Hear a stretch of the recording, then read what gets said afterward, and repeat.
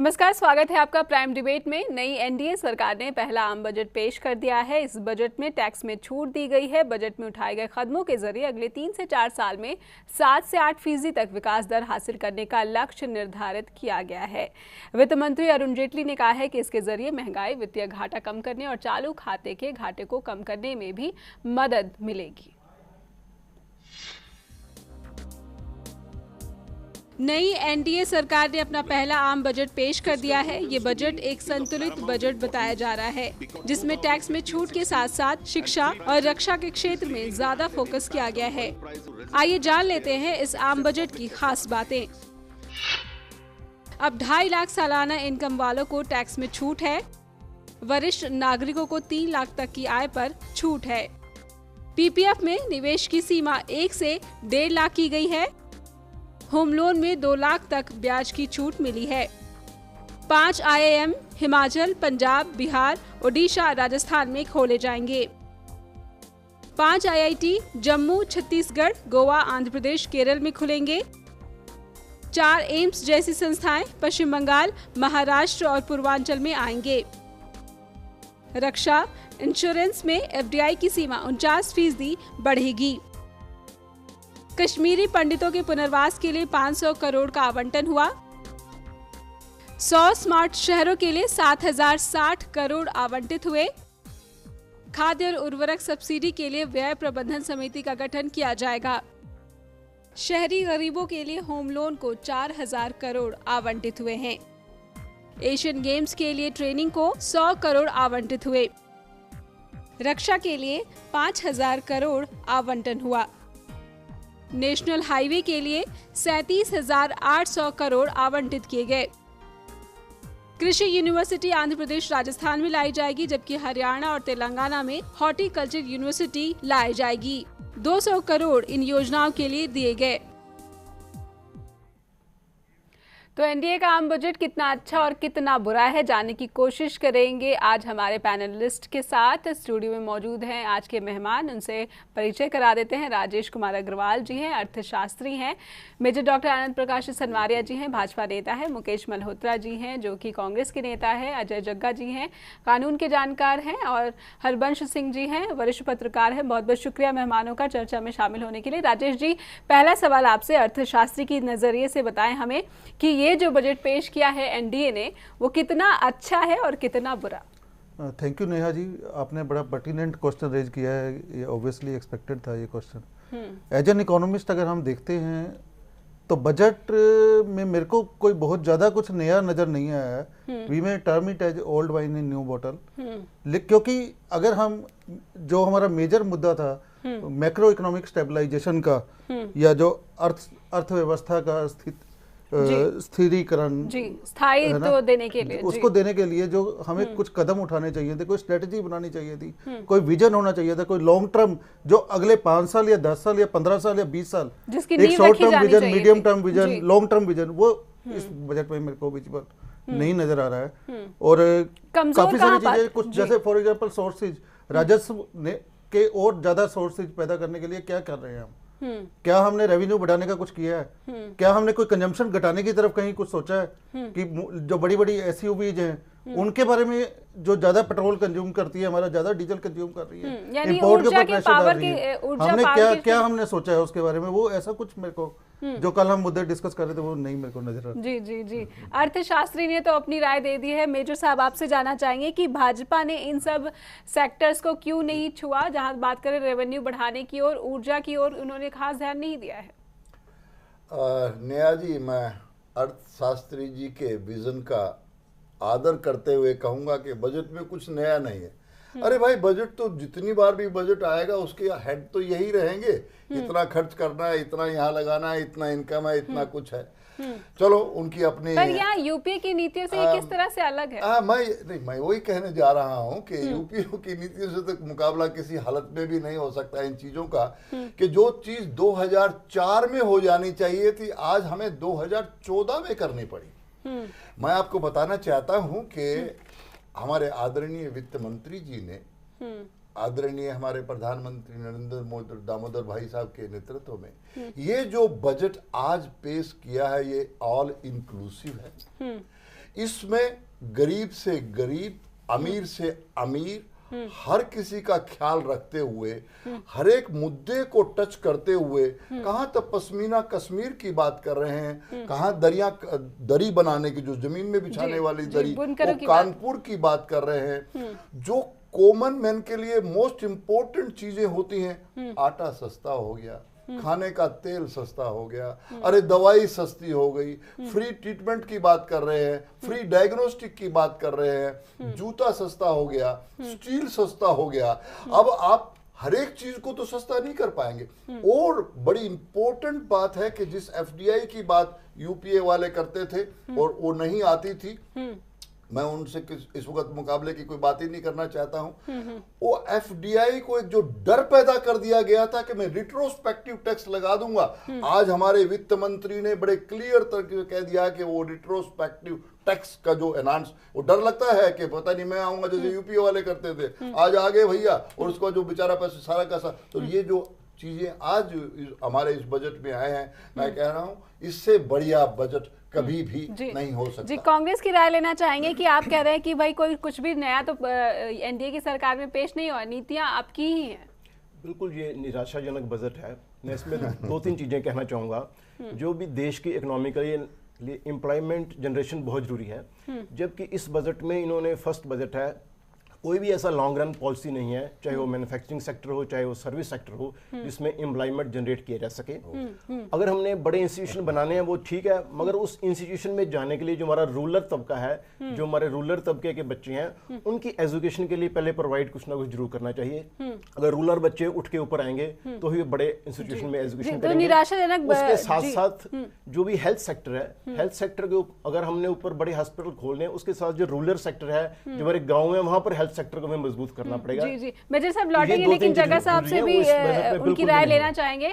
आप कैसा पाते हैं आज के बजट को? कितना आशा पैदा करता है लोगों में और कितनी निराशा? मैं ये समझता हूँ कि ये एक तो ये एनडीए सरकार का पहला बजट है, और जैसे hand over take over charge होता है वो समय अभी अभी खत्म हुआ है। तो इन्होंने अपने पहला बजट पेश किया है। जितना बजट अभी आज पेश किया गया, मैं समझता हूँ जिन हालातों में बजट आया है उस बजट में कोई बुराई नहीं है, और मुझे उससे आने वाले समय में एक जो है पॉजिटिव चीज नजर आती है। लेकिन जैसा कि अर्थशास्त्री साहब राजेश जी बता रहे थे कि रेवेन्यू बढ़ाने पर फोकस मैं तीन चार केंद्रीय बिंदु हैं जो चर्चा में आ रहे थे। सबसे पहले इसमें जो स्वागत करने वाली बात है वो ये है कि 2000 करोड़ रुपया गंगा माँ के लिए रखा गया, आज तक कहीं नहीं रखा गया। अगर हम अपनी जो गंगा माँ या जो हमारी चीजें हैं उनको पहले नहीं किया गया, जो अच्छे आर्कियोलॉजिकल साइट के लिए स्पेशल प्रोविजन किया गया, तो हमें केवल नकारात्मक सोच रखने के लिए नहीं करना चाहिए। नंबर 2, उसके बाद बात हो रही थी कि गांव के लिए क्या किया गया। उसके अंदर मैं देख रहा था तकरीबन 3600 करोड़ रुपया जो है वो ड्रिंकिंग वाटर स्कीम्स के लिए किया गया है, क्योंकि वाटर बॉर्न डिजीजेस जो हैं वो मैक्सिमम गांव में हो रही थी, तो उसके लिए जो पानी का प्रावधान किया गया है वो रूरल सेक्टर के लिए किया गया। उसके अलावा 500 करोड़ रुपया ब्रॉडबैंड कनेक्टिविटी ऑफ विलेजेस के लिए किया गया। आज की डेट में जब हम बात करते हैं, जब मैं अमेरिका जाता हूं तो मुझे यह लगता है कि हिंदुस्तान और अमेरिका में कोई फर्क नहीं है जहां तक आईटी का सवाल है। वही आप गूगल वहां करते हैं, वही आज इंडिया में करते हैं। तो गांव में ये जो एजुकेशन थ्रू कनेक्टिविटी ब्रॉडबैंड जाएगी, ये घर घर में धीरे धीरे मिनट में पहुंच जाएगी। टैक्स रिफॉर्म्स की बात की है, सारे हिंदुस्तान में सब चैनल पर जो लोगों को मिल रहा है, चाहे 5000 से लेके 76,000 तक की छूट है, उसकी आज चर्चा जो है वो हर जगह पे हो रही है। बहुत ज्यादा नकारात्मक बिंदु मुझे नहीं नजर आए हैं। चर्चा के अंदर भी मैं समझता हूं कि जो हर आदमी जो है, जो अर्थशास्त्री है, उसकी नजर में जैसे राजेश जी के को बहुत ऑप्टिमम बजट है, वो उस ऑप्टिमम बजट में वो नहीं फिट बैठ रहा होगा। जी जी, हरबंस जी आपकी राय लेना चाहेंगे कि एक जर्नलिस्ट के नजरिए से आप कहां पाते हैं आज की बजट को? मुझे तो एक बात का अफसोस होता है कि अगर हमारे बड़े राष्ट्रीय दल कुछ राष्ट्रीय मुद्दों पर सहमति अगर स्थापित कर पाए तो कितना अच्छा होता। उदाहरण के तौर पे एफडीआई की बात ले लीजिए। डिफेंस बहुत ही महत्वपूर्ण हमारा सेक्टर है जी। इस क्षेत्र में सबसे पहले एफडीआई लाने की बात 2001 में की थी। मुझे कहने की जरूरत नहीं कि किसकी सरकार थी तब योजना ये बनी थी कि 100% जो है प्राइवेटाइजेशन जो है डिफेंस सेक्टर्स में कर दी जाएगी, जिसमें जो है 24% जो है एफडीआई आ सकती है। 2001 में यह नीति बनी, 2004 तक एक ढेला नहीं आया ना प्राइवेटाइजेशन के नाम पर और ना एफडीआई के नाम पर।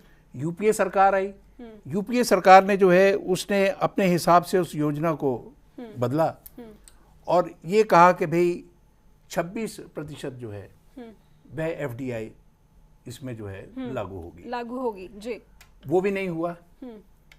उसका बड़ा सिंपल कारण है, अगर दोनों दल जो है, तब जो है जब एनडीए ने बात कही तब कांग्रेस ने उसका विरोध किया, जब कांग्रेस ने बात कही तब जो है भाजपा ने उसका विरोध किया।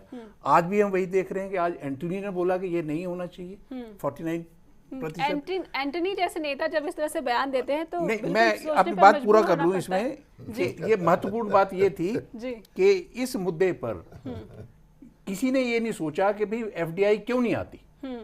आप नियंत्रण अपने पास रखना चाहते हो, पैसा दूसरा लगाए, नियंत्रण आप अपने पास रखना चाहते हो, उसको आप ये भी स्वतंत्रता नहीं देना चाहते कि वो प्रोडक्शन कितनी करेगा, प्रोडक्शन कितनी होगी ये भी आप तय करेंगे, उसके बाद वो कहां बेचेगा ये भी आप तय करेंगे। जब ये सारी बातें होंगी तो एफडीआई नहीं आएगी।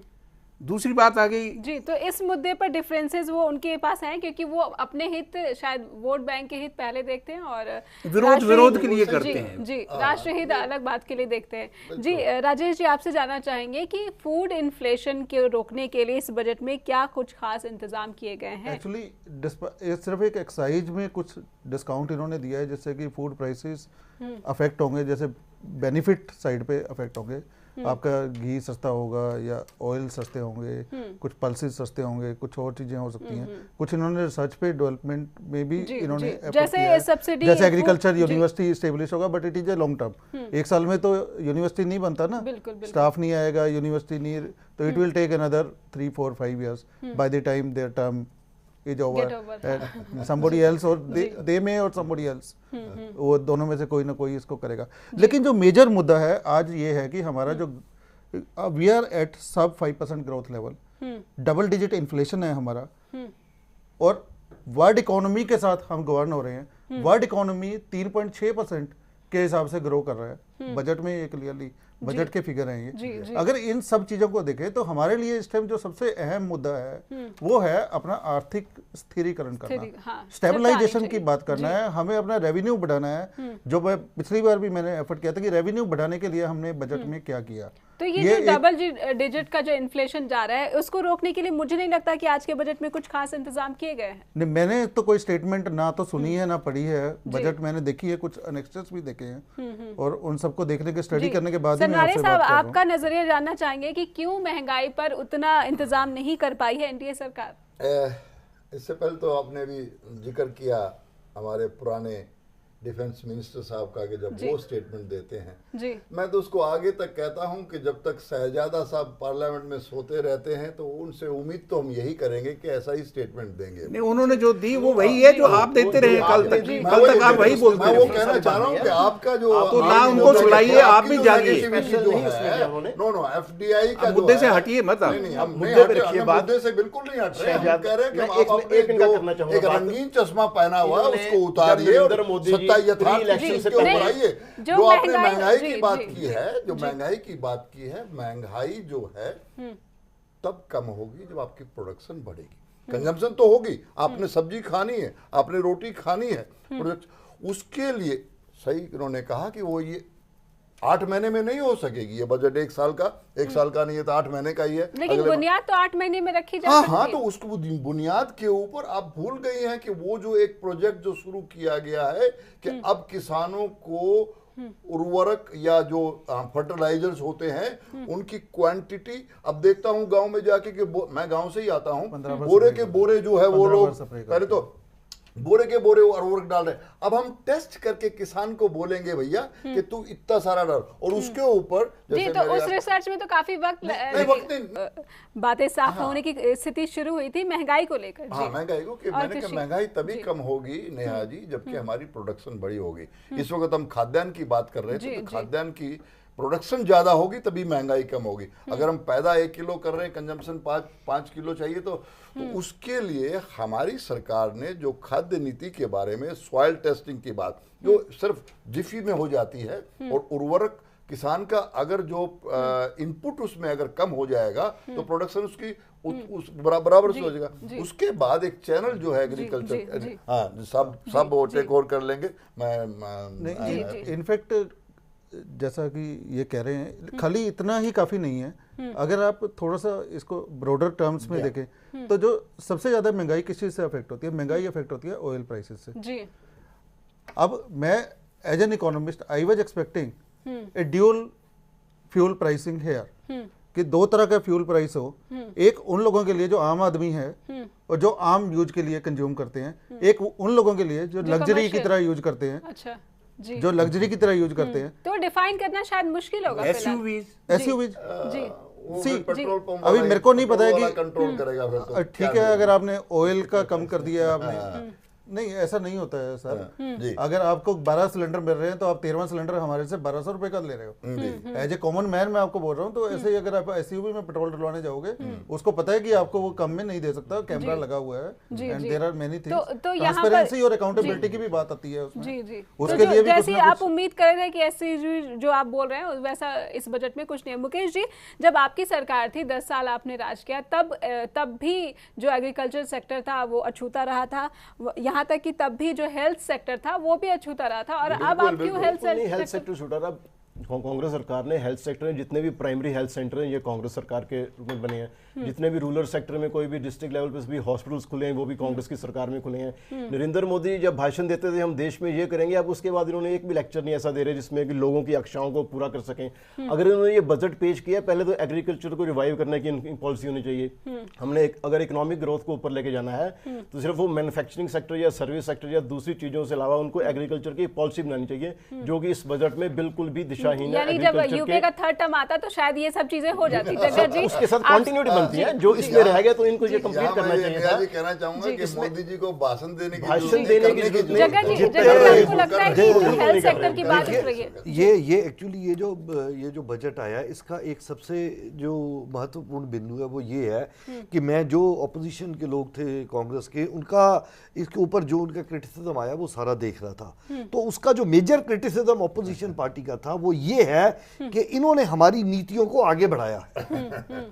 ये स्पष्ट बात है, सभी चैनल पर आ रही है। इससे एक बात स्पष्ट ये होती है कि या तो ऑपोजिशन उस बजट को डाइसेक्ट नहीं कर पाई, या उस बजट में कोई नेगेटिव फैक्टर नहीं है, और वो सिर्फ ये कहना जी हमारी नीति आगे बढ़ाई है। इसका मतलब कि जो बजट है उसमें ये एक खामी निकाल रहे हैं कि हमारी नीतियां आगे बढ़ा दी, लेकिन बजट में क्योंकि उन्हीं नीतियों की आलोचना करके तो ये सत्ता में आए। मैं वही कह रहा हूं, बिल्कुल पॉजिटिव बात है कि जो यूपी की पॉलिसीज थी, नीतियों थी, वो बिल्कुल ठीक पॉलिसीज थी। इंप्लीमेंटेशन कैसे मनरेगा की बात करना चाह रहे हैं आप लोग। दूसरी बात ये एक सकारात्मक अप्रोच है कि कांग्रेस की नीति है, इसलिए उसको रद्द कर दो। ये मैं आपको जो पॉजिटिविटी की बात कर रहा था यही बात कर रहा है, कांग्रेस ने लगाई है गलत है उखाड़ दो।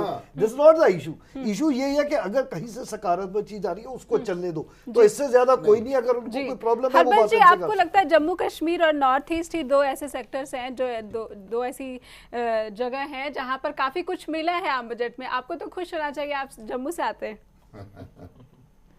सच्चाई ये है कि अगर ईमानदारी के साथ ये सारा काम किया गया होता तो बहुत अच्छा लगता, लेकिन हो रहा है ये भी अच्छी बात है। जैसे पश्मीना है, पश्मीना वास्तव में ये ऐसा सेक्टर है कि जिसको सहायता की ज़रूरत है। लद्दाख और जिनको जम्मू कश्मीर के इतिहास का पता है, लद्दाख और तिब्बत में जब जम्मू कश्मीर की फौजें जो है गई थी 19वीं शताब्दी में, उसका मुख्य कारण जो है पश्मीना था। पश्मीने के व्यापार को जो है उससे वह लाभ उठा सकता था जो पश्मीना का पश्म जो है, उन भेड़ों का जो ऊन जो है जो उपलब्ध करवा सकेगा। और वो जो है लद्दाख और उसका ऊपरी हिस्सा जो तिब्बत का कुछ हिस्सा था, वहाँ से जो है अक्साई चिन्ह, वहाँ वो भेड़ें होती हैं, उनके लिए किया गया था ताकि ये जो है व्यापार जो है यह समृद्ध हो और इसमें सरकार को आय आती रहे। आज भी इसकी बहुत मांग है और नकली पश्मीना कितना आता है, हम टीवी पे ऐड वगैरह भी हम देखते हैं। उस सेक्टर को सहायता की जरूरत है। नॉर्थ ईस्ट उसको भी बेहद जरूरत है। कनेक्टिविटी की सबसे बड़ी समस्या वहाँ पहले जो है कनेक्टिविटी की है। और नॉर्थ ईस्ट के लिए एक स्पेशल चैनल भी शुरू हुआ है। बहुत प्रोविजन भी किया है। नॉर्थ ईस्ट के लिए बहुत कुछ चाहिए, क्योंकि ये बड़ा जरूरी है कि एथनिकली कई मायनों में वो हमसे अलग हैं जी, वो हमसे जुड़ना चाहते हैं हमारी और सरकार बहुत ध्यान दे रही है, कई नॉर्थ ईस्ट कारणों के ऊपर से बहुत ज्यादा ध्यान दे रही है। जो कि अच्छी बात है। कई कारणों से जो है वह अपने आप उसके को लिए कई बार special अलग ministry बनाई अलग थलग जो है वह भी महसूस करते हैं। बड़ा जरूरी है कि उनको जो है इंटीग्रेट जो है पूरी तरह किया जाए। जी जी, उसके लिए यह स्वागत के योग्य बातें हैं। Thank लेकिन you। एक बात जो आप जो कह रहे थे स्वागत कहा कि कृषि वाला जो है बड़ा ढोल पीटा जा रहा है जी कृषि का। जी जी, बिल्कुल जी, आप जितना मर्जी कर लीजिए, बेहद अधिक उत्पादन जो है आप कर लो। जी। ग्रीन रेवोल्यूशन आया था तब भी बहुत उत्पादन हुआ था पहले ग्रीन रेवोल्यूशन में, लेकिन अगर आप किसान को उसके उत्पाद की कीमत नहीं दोगे बिल्कुल तो उस प्रोडक्शन का क्या फायदा किसान को? आपको तो जी, फायदा हो सकता किसानों है। की दशा सुधारने और के लिए वो क्या किया सरकार जा ने रहा क्या किया? सरकार ने 50 रुपए बढ़ाए, जबकि उनका वादा था कि वह जो लागत मूल्य है, लागत मूल्य का 50% लाभ जो है वह किसानों को मिलेगा, वह नहीं दिया उन्होंने। और आप बात कर रहे हैं कि हम ये भी कर रहे हैं वो भी कर रहे हैं, यानी ये पाखंडियों वाली बात है। नहीं, इसमें एक और बात इनके वर्ड्स पे तो मैं समझता हूँ कि पार्लियामेंट से उम्मीद यही कर सकता हूँ कि ऐसे ही वर्ड बोलेंगे। मैं चैनल पे नहीं चाहता था कि पत्रकार पाखंडी वर्ड बोले, पर मैं उम्मीद इनसे ऐसे ही करूंगा, ऐसे ही वर्ड बोलेंगे। अगर मैं सुनता आता रहा और बोलने का मैं अनबायस्ड व्यूज की अगर बात करते हैं जी, बिल्कुल, तो दो चीजें, एक तो इन्होंने ब्लैक मनी के बारे में क्वेश्चन तो रेज किया, लेकिन इन्होंने ये नहीं बताया कि ब्लैक मनी कहाँ कैसे वो प्रिक्योर करेंगे। और एटलीस्ट एक टारगेट देते कि 200 करोड़ तो हम लाएंगे इस साल। जी, सबको पता है कि ब्लैक मनी कहाँ पे है, वो टारगेट देते बजट के रेवेन्यू रिसीट में एंटी सुनिए एक मिनट, टोटल ब्लैक मनी का 80% इंडिया में है। एंटीसिपेटेड कम से कम एंटीसिपेटेड फिगर ये तो दिखाते हैं कि 80% हम 200 करोड़ लेके आएंगे। मेरे आर्थिक नंबर वन समझ नहीं पा रहे हैं कि ब्लैक मनी की इसका हिस्सा नहीं होता दूसरा जो वो रेवेन्यू बढ़ाने की बात कर रहे हैं, तो रेवेन्यू में मददगार होता इंडिया है। में 80% बहुत का ब्लैक मनी है, बाहर तो नेहा जी एक और पॉइंट इसमें दूसरा पॉइंट है इनकम इनइक्वालिटीज। ये जो आर्थिक जो दशा में कंडीशंस में फर्क है लोगों की पॉपुलेशन की, 5% एक तरफ है, 70% एक तरफ है, 25% बीच में लटका हुआ है।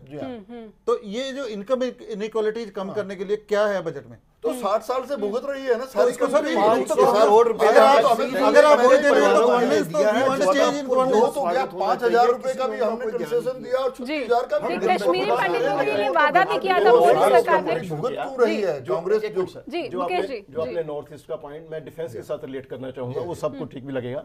जब हमने डिफेंस बजट दिया तो ऐसा कुछ प्रावधान आगे होना चाहिए जो हमारा चाइना के साथ बॉर्डर है, क्योंकि चाइना अपने जो बॉर्डर के साथ है उसको इंफ्रास्ट्रक्चर बहुत बना रहा है, रोड्स भी, लेन लाइन्स भी और एयर पट्टीज भी बना रहा है। इस प्रकार डिफेंस बजट में आगे आने वाले समय में ये होना चाहिए कि जो हमारा चाइना के साथ बॉर्डर है उस पे डेवलपमेंट पे जोर दिया जाए, चाहे वो रोड्स के संबंधित हैं या हमारे एयरपोर्ट्स जो डिफेंस के रिलेटेड हैं या सड़कें हैं, ताकि जो हम चाइना की बराबरी कर डिफेंस सकें। में भी एलोकेशन कांग्रेस को ऑफ द निराशा लग डिफेंस रही है। जीएसटी लागू करने की बात कही जा रही है। राजेश जी, आपसे जानना चाहिए कि ये कितना लाभकारी साबित हो सकता है?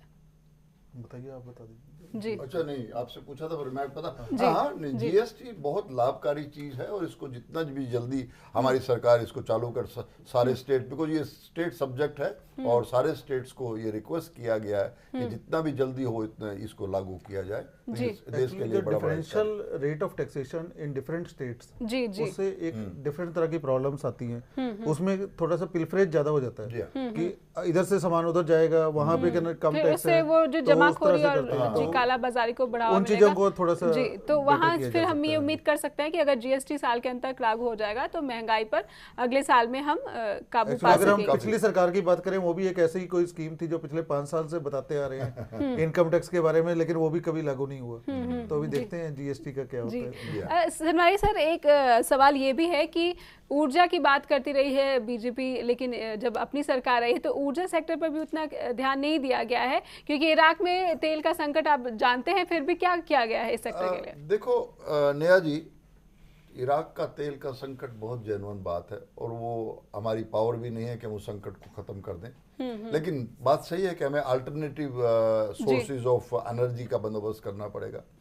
सोलर एनर्जी के बारे में बहुत कुछ कहा गया है, बहुत कुछ प्रोवाइड भी किया है। आपने रेलवे बजट में भी देखा होगा कि अब हम लोग पिछली बार मेरे साथी कहने चाह रहे थे कि डीजल के ऊपर ही हमें जोर देना चाहिए। तो हमारा ये है कि डीजल से बाहर निकल के आना पड़ेगा हमको और अल्टरनेटिव सोर्स ऑफ जो है एनर्जी के बारे में बहुत कुछ करना पड़ेगा और उसके बारे में हमारी सरकार बहुत ही कार्य करता है। इराक के ऊपर तो किसी को भी हाल और काबू नहीं हो पाता है, तो पूरा का पूरा ध्यान जो है अल्टरनेटिव सोर्स। जिन विदेशी कारणों को आप बता रहे थे जी मुकेश, इस फर्स्ट तो इनके पेट्रोल के बारे में, जब भी कांग्रेस की सरकार थी, जब पेट्रोल के रेट्स इंक्रीज होते थे तो अपोजिशन यही शोर मचाती थी रेट इंक्रीज हो गए, तो कांग्रेस कहती है ये इंटरनेशनल मार्केट के ऊपर डिपेंड करता है। अब वही रेट अगर इंक्रीज हो रहे हैं तो ये भी यही करें इंटरनेशनल मार्केट में।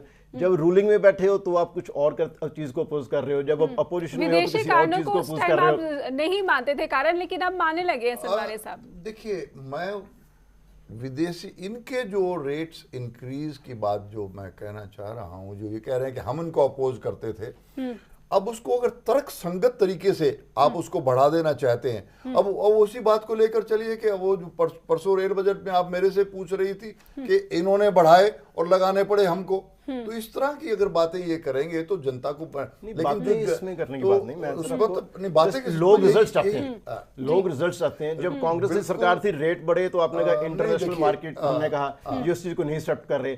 अब आप उस काम को करके दिखाइए जो कांग्रेस नहीं करके दी, फिर तो लोग आपको एक्सेप्ट करेंगे। अगर आप उस काम को नहीं कर सकते,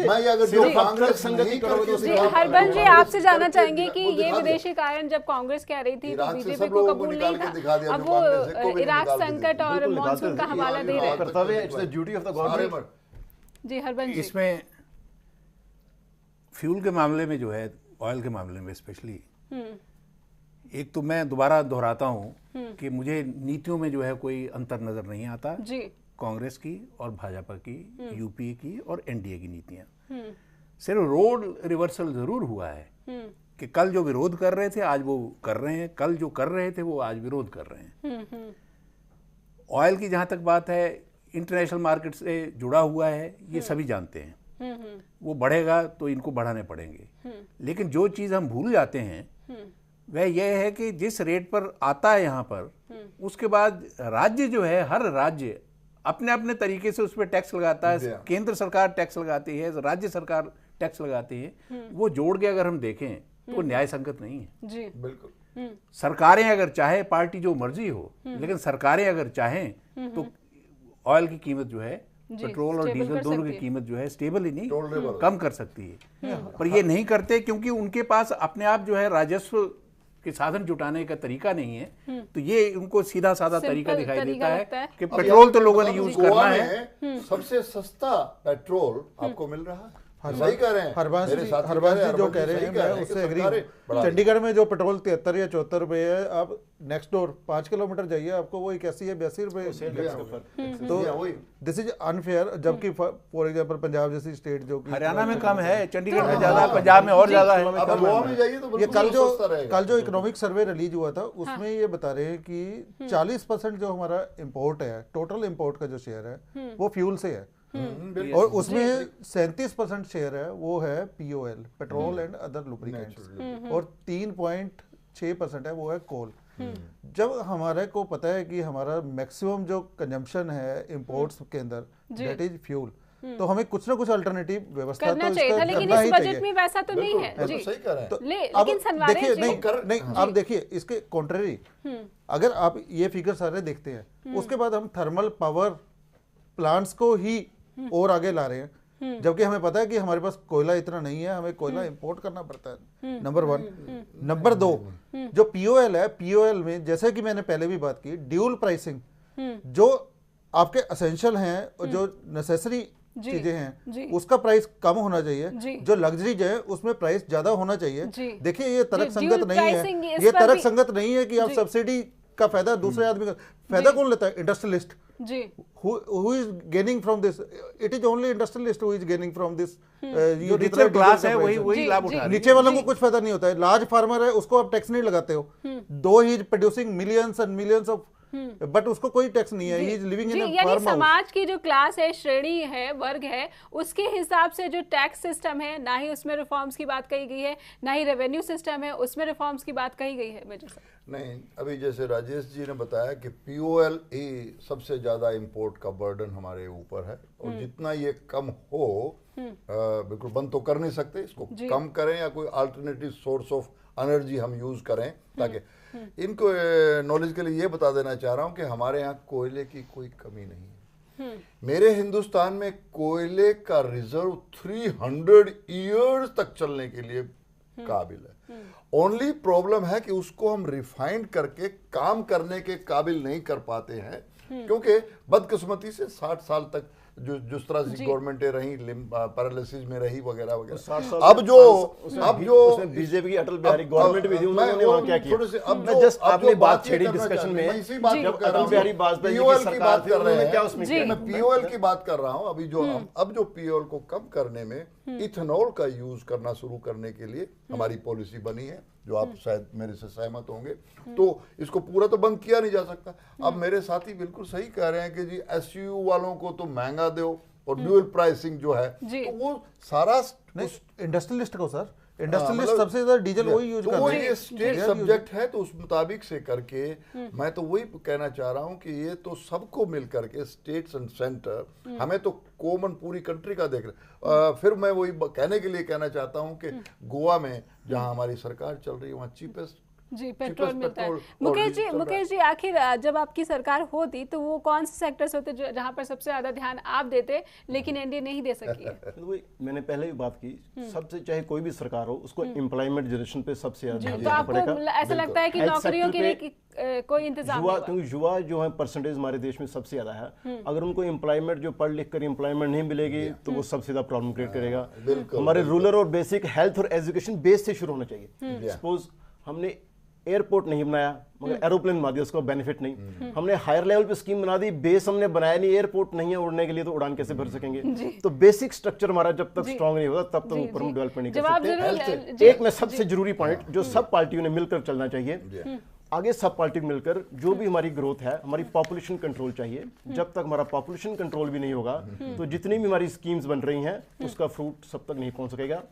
इसलिए सब पार्टीज को मिलकर कोई ऐसा एक नेशनल एजेंडा बनाना चाहिए जिसमें कोई भी पॉलिसी, हम इतनी इमीडिएटली तो नहीं फाइनल कुछ कर सकते, इसमें पॉपुलेशन कंट्रोल हो, ताकि वो जो फायदा है जो हम स्कीम्स लेके आ रहे हैं जो सरकार, वो सब तक पहुंच सके। लेकिन क्या सरकारें फायदे के लिए ला रही है? पॉपुलेशन का जिक्र किया था मुकेश जी आपने, आपको लगता है कि सभी पार्टियों को मिलकर पॉपुलेशन की ओर ध्यान देना चाहिए और तभी हम अच्छी नीतियां बना सकते हैं? इसमें जस्ट एग्जांपल, सपोज हमारी पॉपुलेशन 121 करोड़ है, हमारे पास हाउसेस 30 करोड़ हैं, अगर पॉपुलेशन हमारी कम होगी तो वो डिस्ट्रीब्यूशन सबके पास आ जाएगी, तो वही एलोकेशंस का फर्क रहता है। हमारी कोई स्कीम ऐसी होनी चाहिए, किसी के साथ हमने कोई जोर जबरदस्ती नहीं करना, लोगों का माइंड मेकअप करना है, लोगों को हमने समझाना है, या कुछ हमें बेनिफिट्स उनको इस प्रकार से देने हैं कि अगर आपके ट्विन्स बच्चे हैं, एक है तो आपको ये स्पेशल बेनिफिट मिलेगा, अगर आपके ज्यादा है तो कम। कुछ ऐसी पॉलिसी नेशनल लेवल के ऊपर आए, लड़कियां हैं उनके एजुकेशन के लिए काफी अच्छा बजट में। मेरा कहने का मतलब भाव सिर्फ इतना है भी लोगों के माइंड में ये आए भी पॉपुलेशन अगर कम होगा तो हमारे देश के लिए बेनिफिट है, हमारे पर्सनल के लिए बेनिफिट है, और हर कोई उसमें तरक्की कर सकता है। जी हरबंस जी, पॉपुलेशन कितनी बड़ी चुनौती है किसी भी सरकार के लिए नीतियां बनाने में? ये मेरे से बेहतर तो अर्थशास्त्री जो है थ्योरी ऑफ पॉपुलेशन जो है उस पर बता सकते हैं, लेकिन मैं मोटे तौर पे जो है मानवीय एंगल से इस बात को कहूँगा कि चीन ने कंट्रोल किया, वन चाइल्ड थ्योरी जो है उसने लागू की, जिसके 2 हो जाते थे उसको जो है सारी सुविधाएं जो है वो विड्रॉ हो जाती थी, बड़ी सख्ती से उन्होंने लागू किया। आज उनको वह नीति बदलनी पड़ रही है। आज वो दोबारा कह रहे हैं कि 2 करिए, क्योंकि मनुष्य जो है वो आंकड़े नहीं है, उसका दिल भी है, भावनाएं हैं, बहुत सारी चीजें जुड़ी होती हैं कि ये जो है मेरा वंश चलना चाहिए, मेरी फलानी चीज होनी चाहिए, ये ऐसी भावनाएं हैं जिनको आप जो है किसी लेबोरेटरी में रख के जो है ना वो कोई नाप तोल करके जो कोई चीज जो है वो उत्पादित नहीं कर सकते। यानी आपको लगता है कि ये अलग चुनौती है, इसका अलग उत्तर चाहिए हर समाज को। जो अगर 1980 की अगर आप थ्योरीज देखते हैं ना तो उसमें आया था development is the best contraceptive. जब हमारे तो 5 ईयर एक ऐसा प्लान में लगा सिर्फ लोकतांत्रिक क्योंकि देश खुद ही में कम- इस खुद तरह ही- की खुद ही कम समस्या कर- हमारी आती रहती है। पंचवर्षीय योजनाएं भी मैं वही तो डेवलपमेंट लोगों को विकास महीने के का आधार खुद ही पे करना बननी शुरू हुई थी, लेकिन वो सिर्फ नॉमेनक्लेचर ही रह गया। एक्चुअली बड़ी बड़ी टर्म्स आती हैं हमारे पास, Convention नहीं, लेकिन वो लोगों को नॉमेनक्लेचर रह खुद जाते करना पड़ेगा। हैं। ट्रांसपेरेंसी की हम बात करते हैं, लेकिन ट्रांसपेरेंसी होता नहीं है। राजेश जी, बतौर अर्थशास्त्री आपको लगता है कि एक लोकतांत्रिक देश, वो भी भारत जैसा लोकतांत्रिक देश, वहां पर इस तरह की चुनौतियां हमेशा आती रहेंगी और जिस तरह से हम विकास कर रहे हैं उसी तरह से विकास करते रहेंगे? देखिए, जिस तरह से भारत की डाइवर्सिटी की हम बात करते हैं, हमें पता है कि अलग अलग कास्ट हैं, अलग अलग रिलीजन है, अलग अलग इकोनॉमिक ग्रुप हैं, अलग अलग सोशल ग्रुप हैं, कल्चरल ग्रुप हैं, एथनिक ग्रुप हैं। इन सब ग्रुप्स में अलग अलग स्वरूप में है, किसी का कुछ ज़्यादा है, किसी की सोच अलग है। देन हमारी डेमोक्रेसी भी है, प्रजातंत्र है। हम अपने अगर दो पार्टीज बैठी है, दोनों के चाहे वो नीतियां सेम हो, लेकिन विचार भिन्न तरह से वो शो करते पोजीशन हैं। चेंज हो जाती है तो फिर बातें भी चेंज हो जाती है, नीतियां ऐसा बने। कुछ नहीं है, नेशन के बारे में तो ये सब चीजें देखते हुए, लेकिन डायलॉग वही रहते हैं, चेहरे बदल जाते हैं। लेकिन ये सब चीजें चलेंगी, लेकिन उसके साथ साथ जो मुकेश जी का भी अप्रीहेंशन है, हमारे सीनियर पत्रकार अर्जुन जी का, अर्थशास्त्री जी ने कहा कि हमारी पॉपुलेशन बहुत ज्यादा है, तो मैं तो ये कहता हूं कि हमारी सरकार को इस पॉपुलेशन को लायबिलिटी सोचने के बजाय इसको एक एसेट बनाने की कोशिश कर रहे हैं। मैं डिबेट जब शुरू हुई थी तभी उसी वक्त मैंने कहा था, या उससे पहले हम डिस्कस कर रहे थे कि हर हाथ को काम, और हर हाथ अगर कौशल काम, बीए की डिग्री, एमए की डिग्री मत करिएगा, तो अगर हर हाथ को हम काम देने की कोशिश करें, जो हमारे आज के बजट में पूरा का पूरा प्रावधान किया है, एफडीआई को मोर एंड मोर चीजें उसको काम मिलेगा। हर हाथ को काम कहाँ दिख रहा है? मुझे जितने भी आप देखिए, जितने भी आप एफडीआई की बात कर रहे हैं, एफडीआई की बात कर रहे हैं, जितनी भी गांव की बातें कर रहे हैं, जो अब ये जैसे कि मनरेगा की इन्होंने, आप कहिए कहना चाह रहे हैं कि एक योजना ने मनरेगा की बनाई थी।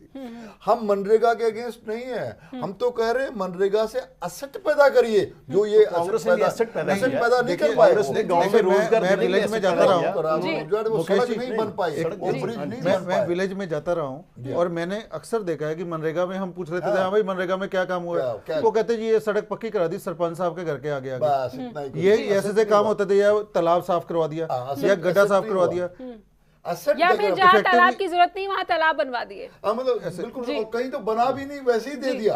इसका मतलब ये हो गया नीतिगत भेद कोई नहीं था। अगर भेद था, मतभेद अगर था, तो वो ये था कि इम्प्लीमेंटेशन। तो कुल मिला के जिन नीतियों की आलोचना मोदी ने भी की थी, भाजपा ने भी की थी, मतलब इम्प्लीमेंटेशन एसेट पैदा करिए। मैं थोड़ा सा डिफरेंट एक्चुअली बोलना चाह रहा था यहाँ। अब गंगा जी की बात करने चले हैं, अभी भाई साहब ने कहा कि इतने 1000 करोड़ रुपया दिया, अपार्ट फ्रॉम द फीलिंग, अब देखिए उसको यूटिलाइज कहाँ क्या क्या, इलाहाबाद से शिपिंग शुरू होगी। देखिए कितनी दूर की सोच चली। अगर आपने गंगा जी को साफ करना है, जो इंडस्ट्रीज का पोल्यूशन सीवरेज बीच में आ रही है, उनको पहले बंद कीजिए। मैंने उसको आगे यूज किया। अगर हम इंडस्ट्रीज का जो सीवरेज गंगा जी में आ रहा है, वो आप जितने मर्जी हम सफाई करेंगे घाट की, वो साफ नहीं हम स्किल हमें सिर्फ इंडस्ट्री को घाट के मॉडर्नाइजेशन, वाटरवे के लिए आपने बहुत कुछ कर दिया, लेकिन उन फैक्ट्रियों का क्या जो कि अपना गार्बेज सीवरेज ही पूरा उसमें डालते हैं। हम स्किल बेस की बात तो किया है इस बजट के अंदर, कि हम स्किल बेस इंप्रूव करना चाहते हैं, टेक्निकल एजुकेशन देना चाहते हैं, लेकिन जो मेन मुद्दा है कि स्किल के बाद क्या, एम्प्लॉयमेंट। एम्प्लॉयमेंट जनरेशन के लिए that too regular employment generation पिछले 15-16 साल से क्या एम्प्लॉयमेंट चल रहा है? It is only contract.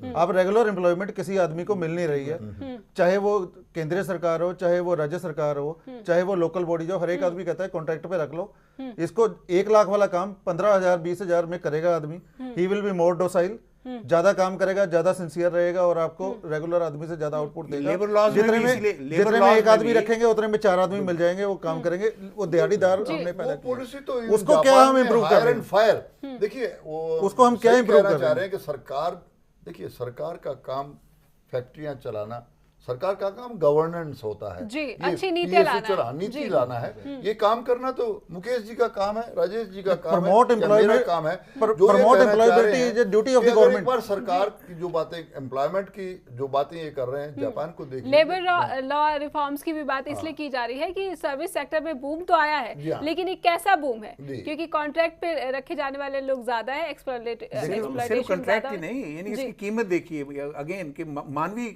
मूल्य जो है, जो चुकाना पड़ा है, कि बच्चे जो है सुबह 7 बजे से लेके शाम के 8-9 बजे तक जो है वो काम करते हैं। अगले 5-10 साल के बाद उनकी मानसिकता कैसी बनी, हेल्थ जो है वो प्रॉब्लम्स, किसी का सर्वाइकल है, किसी को कोई दिक्कत नहीं, ये हम नहीं हो गया ना वो तो। और हम अब मांग रहे हैं और ये अपेक्षा कर रहे हैं कि ये सरकार जो है ये उन लॉज में और तब्दीली करेगी ताकि जो एम्प्लॉयर है उसके हाथ और मजबूत हो, वह और अधिक अपनी आज एक काम और किया है, 15,000 से कम जिसकी सैलरी है उसका पीपीए, उसका सीपीएफ नहीं कटेगा।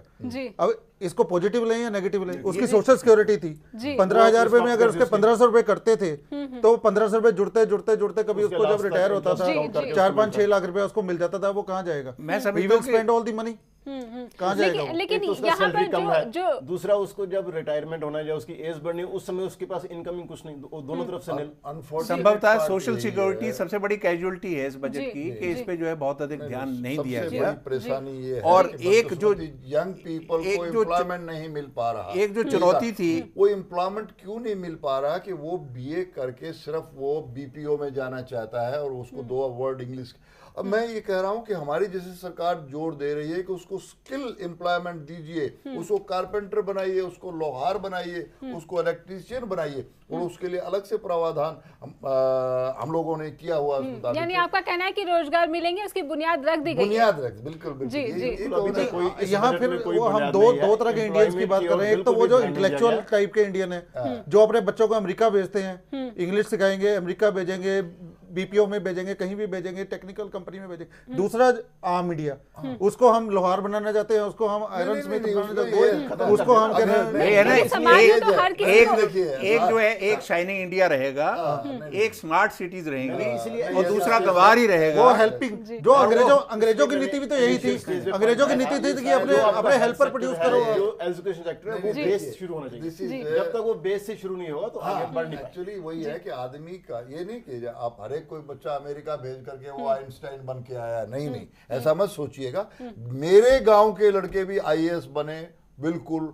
मेरे गांव में जिनके पिताजी जूती तक गांठते रहे वो आईएएस बने, चीफ कमिश्नर। मैं भी एक गांव से आया और मुझे पट्टीदार पजामा पहन के आज मैं कार्डियोलॉजिस्ट बन के बैठा हूं। इसका मतलब पुरानी व्यवस्था में कोई बहुत अधिक दोष नहीं था। नहीं, मैं तभी तो आप मैं उस बात व्यवस्था की बात नहीं कर रहा। मैं ये दो शाइनिंग इंडिया जो आप कहना चाह रहे हैं और एक गरीब इंडिया की बात कर रहे हैं, मैं उनकी बात करना चाह रहा हूँ। जो देखिए, हर एक की कैपेबिलिटी एक नहीं होती, हर एक कोई डॉक्टर नहीं बनेगा, हर एक कोई पत्रकार नहीं बन पाए। समय समाप्त हो गया। बहुत बहुत शुक्रिया मेरे मेहमानों का। प्रधानमंत्री ने कहा कि एनडीए का पहला आम बजट हमारी मरती हुई अर्थव्यवस्था के लिए संजीवनी की तरह काम करेगा, लेकिन इस बजट में अब भी कृषि और स्वास्थ्य जैसे सेक्टर्स, खासकर एम्प्लॉयमेंट सेक्टर्स पर भी खास ध्यान नहीं दिया गया है, क्योंकि देश में बढ़ती खाद्य महंगाई पर काबू पाने के लिए कृषि जगत पर फोकस की बातें होती रही हैं। फिलहाल प्राइम डिबेट में बस इतना ही। नमस्कार। खबरों की दुनिया में आइए, हमारे साथ कहीं भी और कभी भी जुड़िए।